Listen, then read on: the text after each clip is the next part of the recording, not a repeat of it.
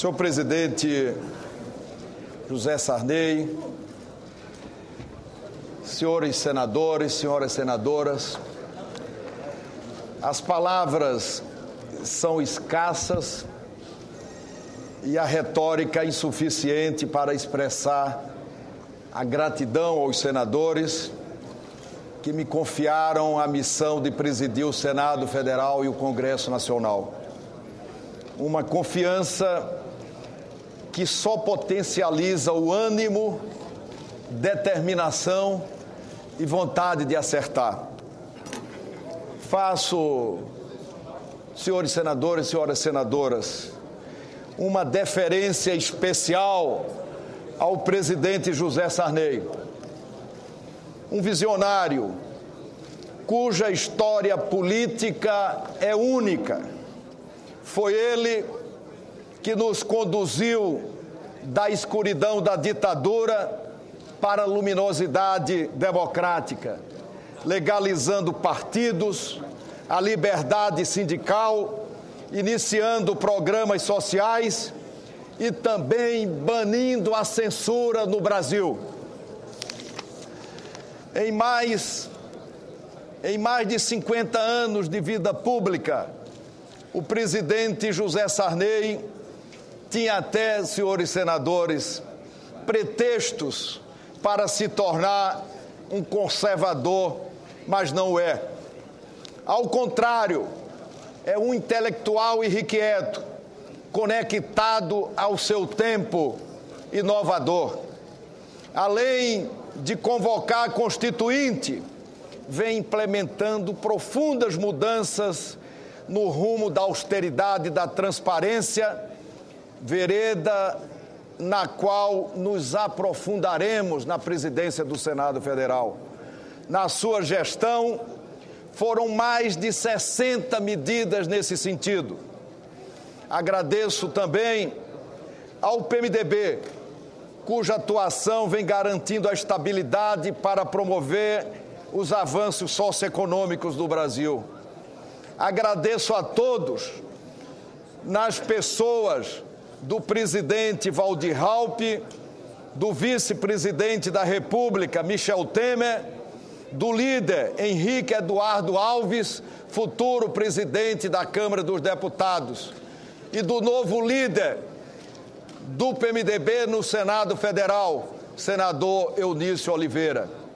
Estendo a mesma gratidão aos demais partidos, em nome dos líderes Wellington Dias, José Agripino, Ginhagelo, Álvaro Dias, Francisco Dornelles, Lídice da Mata, Assir Gurgas, Blairo Maggi. Gostaria, senhores senadores e senhoras senadoras, de abraçar também os alagoanos que me confiaram a missão de representá-los no Senado Federal. Sem eles, não estaria aqui. Senhoras e senhores senadores, o Senado Federal é uma instituição centenária. Imperfeições se acumulam, claro, ao longo dos anos. Os excessos, os erros, entretanto, não se justificam de forma nenhuma uma antropofagia institucional. É diagnosticar e corrigir, como vem fazendo todos os dias o presidente José Sarney. Temos agora a oportunidade de aprofundar a mudança de costumes e de práticas. O Senado precisa se modernizar, se abrir mais ainda para a sociedade. Como os programas de computador, precisamos nos atualizar periodicamente. Devemos combater um vírus novo ou melhorar o mau desempenho, qualquer que seja, que possa comprometer a eficiência do sistema. Nenhuma instituição pode se achar perfeita ao ponto de prescindir de aperfeiçoamentos. Toda instituição precisa, senhores senadores, ser refeita diariamente. Só aqueles que têm a humildade de assimilar as críticas, que são permeáveis às depurações e admitem corrigir erros, mantêm sua respeitabilidade. Aceitar críticas é um gesto de humildade e desejo de interagir com a sociedade. Assim, teremos um legislativo forte. A instituição é sócia da crise pela qual passam todos os parlamentos. No caso brasileiro, senhores senadores, senhoras senadoras, há muitas razões.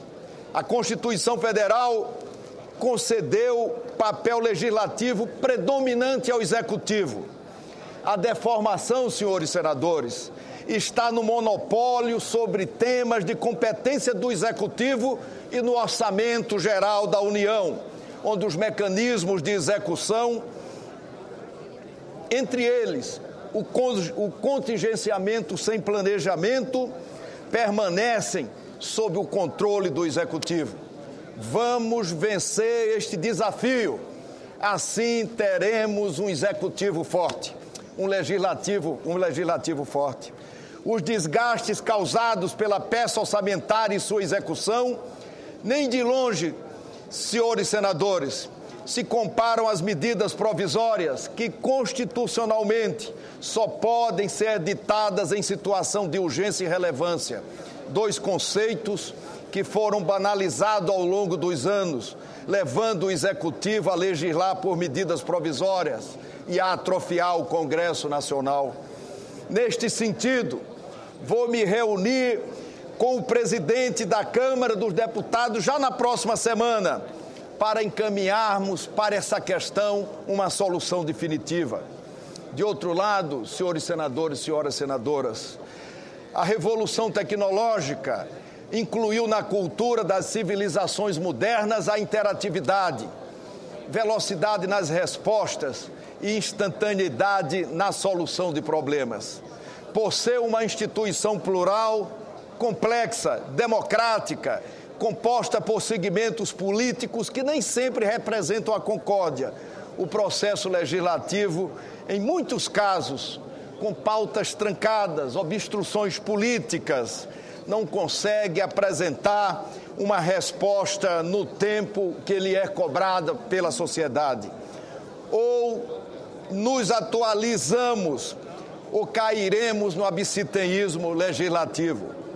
A sociedade, senhores senadores e senhoras senadoras, a sociedade muda, as leis precisam mudar e o parlamento, mesmo não sendo uma linha de produção, precisa reformar suas normas internas a fim de conferir mais agilidade e objetividade.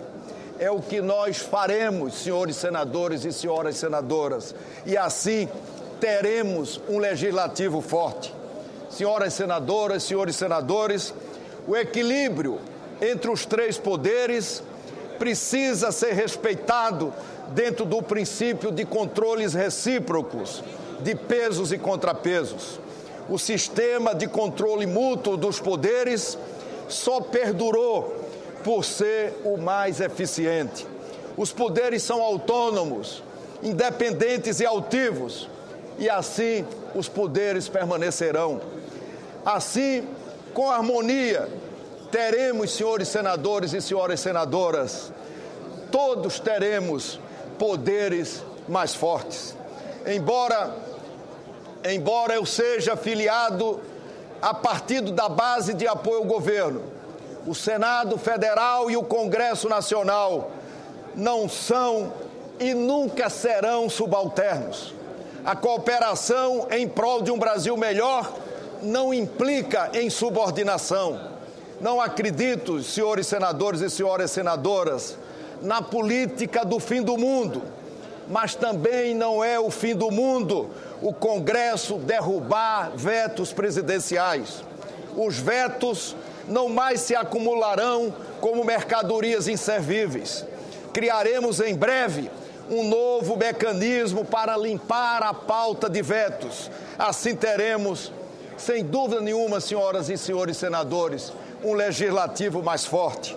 Sempre tive boas relações políticas com todas as correntes partidárias, marcadas pelo respeito e franqueza. Tenho, senhor presidente, senhores senadores, senhoras senadoras, tenho relações pessoais com todos os líderes e senadores do Senado Federal. E a democracia nada é mais do que o convívio das diferenças. Como todos sabem, não exerci a presidência do Senado Federal com métodos imperiais. A cultura do interior, os hábitos gregários do nordestino, a passagem pelo movimento estudantil e popular, são escolas que modelam os espíritos conciliadores. Os rumos do Congresso Nacional, as agendas, as prioridades foram diariamente compartilhadas com os líderes, os partidos, a sociedade civil e com os outros poderes, o executivo e o judiciário. Como antes, senhores senadores, senhoras senadoras, agora exercerei a presidência do Senado com isenção, diálogo, equilíbrio, transparência e respeito aos partidos e aos senadores. E assim, sem dúvida nenhuma, teremos um legislativo mais forte. Além das indispensáveis contribuições dos senadores, seguiremos, e eu tive a oportunidade de colocar isso aqui na casa, 4 vetores para aproximar ainda mais o Senado da sociedade. A austeridade interna, através de fusões, incorporações e até extinção de órgãos e funções. A votação em regime especial de projetos que favoreçam o ambiente econômico, social e empresarial. E, como eu disse aqui, o chamado Brasil mais fácil, ou que nome possa ter, o aprofundamento da transparência e uma vacina definitiva contra qualquer tentativa de controle da democracia e da liberdade de expressão. No plano interno, dentro de um planejamento estratégico, vamos racionalizar ainda mais as estruturas administrativas, tornando-as mais ágeis e enxutas, como vinha fazendo o presidente José Sarney. Isso implica em redução de custos e maior eficiência na prestação de serviço, eliminando, senhores senadores e senhoras senadoras, redundâncias, sobreposições, enxugando o número de diretoria. Teremos um Senado calçado na meritocracia, na eficiência, com prazos, metas que poderão ser fiscalizados e controlados pela sociedade brasileira. No que chamei de Brasil mais fácil, pode, repito, o seu outro nome. Nós pretendemos atacar os gargalos. O Congresso Nacional precisa participar com mais frequência da formulação dos programas públicos que hoje não são discutidos suficientemente. Precisamos, nesse sentido, robustecer o papel do Senado. O Brasil é hoje o 4º país do mundo em atração de investimentos. E nós somos, senhores senadores e senhoras senadoras, os agentes facilitadores da atividade produtiva.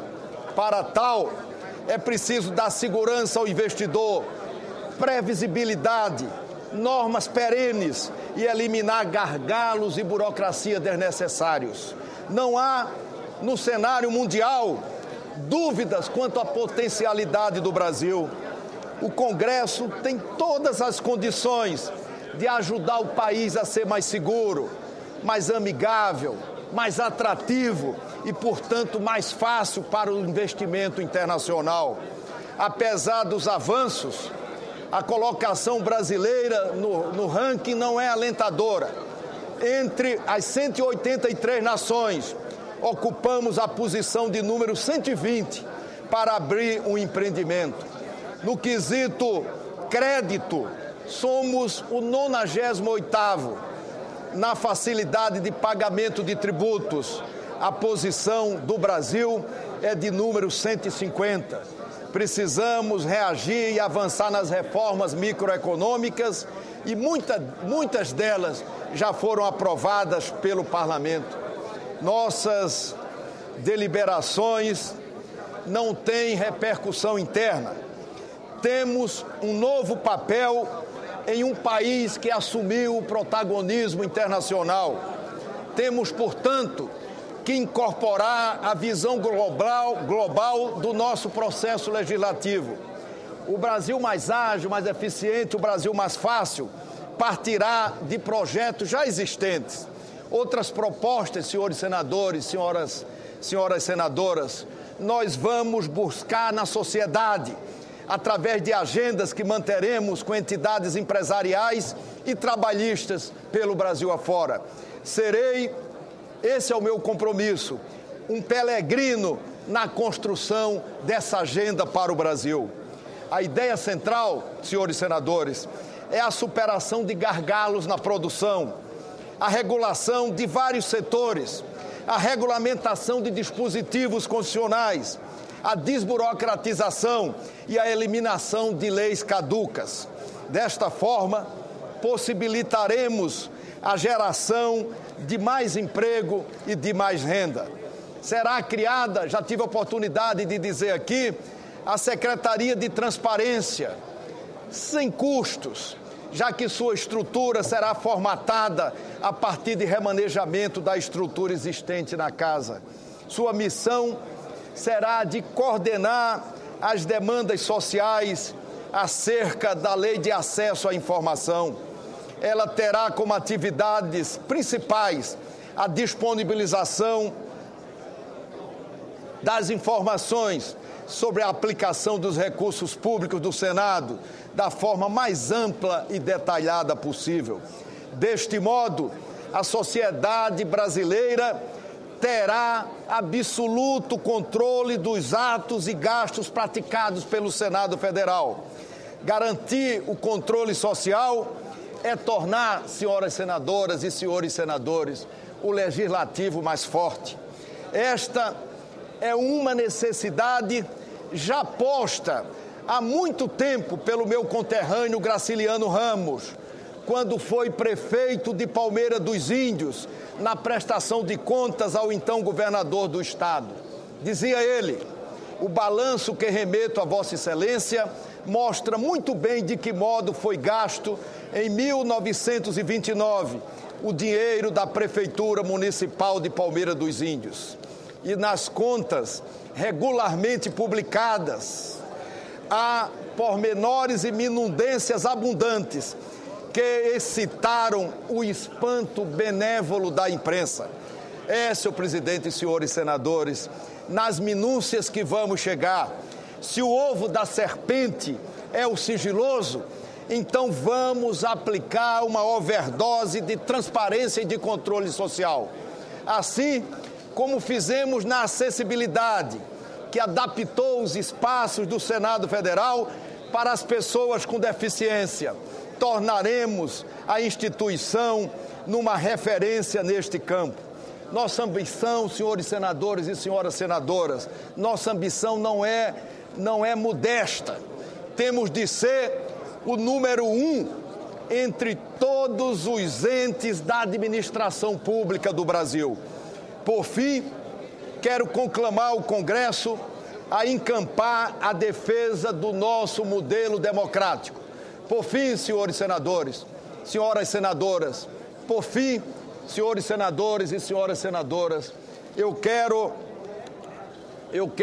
conclamar o Congresso Nacional a encampar a defesa do nosso modelo democrático. Temos que nos engajar e assumir uma firme posição em defesa da democracia e seu mais importante reflexo, a liberdade de expressão. Haveremos, senhores senadores, de interditar qualquer ensaio na tentativa de controlar o livre debate do país. Trata-se de um antídoto contra pretensões que vêm ocorrendo em alguns países. Temos que nos inspirar, sim, nas brisas de uma primavera democrática e criar uma barreira contra os calafrios provocados pelo inverno andino. Vamos criar uma trincheira sólida, se preciso, legal, a fim de impedir de barrar a passagem desses ares gélidos e soturnos. O modelo democrático brasileiro é único. Por isso, temos uma mulher na presidência da República e tivemos antes um operário, um trabalhador. Vamos preservar esse modelo que se opõe ao pensamento único e monocrático, insercíveis à democracia. Vamos respeitar e divergir, conviver como fizemos hoje aqui, com o contraditório e até com os excessos. Isso, senhores senadores e senhoras senadoras, é democracia. Do ponto de vista conceitual, a liberdade de manifestação do pensamento, além de ser direito natural do homem, é premissa elementar às demais liberdades política, econômica, de associação e de credo religioso. Não por outra razão, as nações livres não mexem nesse alicerce, mestre de todas as liberdades. É preciso, senhores senadores e senhoras senadoras, preciso frisar ainda que a imprensa precisa ser independente. A imprensa precisa ser independente não só da tutela estatal, mas também das forças econômicas. A pretensão de abolir a liberdade de expressão a qualquer pretexto, inclusive do ponto de vista administrativo, é totalmente imprópria, até mesmo insana. Não pode e não deve haver. Quem regula, gosta, rejeita ou critica é o consumidor da informação. Ele é quem faz isso e somente ele. Como já foi dito, o único controle tolerável é o controle remoto. E o controle remoto, senhores senadores e senhoras senadoras, não deve ficar na mão do Estado, mas nas mãos dos cidadãos. A liberdade de expressão revela o grau de civilidade e amadurecimento da coletividade. Tão importante quanto a liberdade de imprensa é a responsabilidade no manuseio da informação que será consumida e reproduzida por milhões de pessoas na presunção da verdade. A imprensa é insubstituível e tem papel inquestionável nas democracias modernas, especialmente nas mais jovens como a nossa. Ninguém quer a imprensa que se agacha, como aconteceu sobre os sorrisos pálidos e acumpliciados na ditadura, que eu e muitos de nós combatemos na juventude. A liberdade de expressão é pedra angular da democracia. Compreendo em respeito a ela ser vítima da imprecisão, da ligeireza, dado que estamos amadurecendo conjuntamente. Tenho a clara e desapaixonada percepção do processo político, eventualmente atroz e injusto.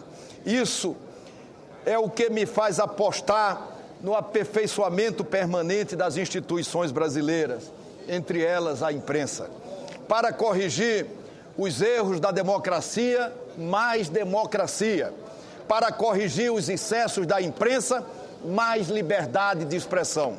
Desta forma, recordo a presidente Dilma Rousseff, que recentemente afirmou preferir o barulho da imprensa livre ao silêncio das ditaduras. Eu também. Antes a exaustão na defesa do que a incapacidade de exercê-la. O ensinamento de Thomas Jefferson, um expoente democrático, merece ser lembrado, compreendido e respeitado. Onde a imprensa é livre e todo homem é capaz de ler, tudo está seguro. Segura está a democracia, forte estará o parlamento se levarmos adiante estes aperfeiçoamentos. Mais eficiência, mais transparência, mais austeridade, mais previsibilidade e um Brasil mais plural. Estes, senhores senadores, são 4 pontos cardeais. Portanto, nesse momento, conclamo ao Senado, vamos juntos cumprir essa jornada e que Deus ilumine a todos nós. Muito obrigado a todos.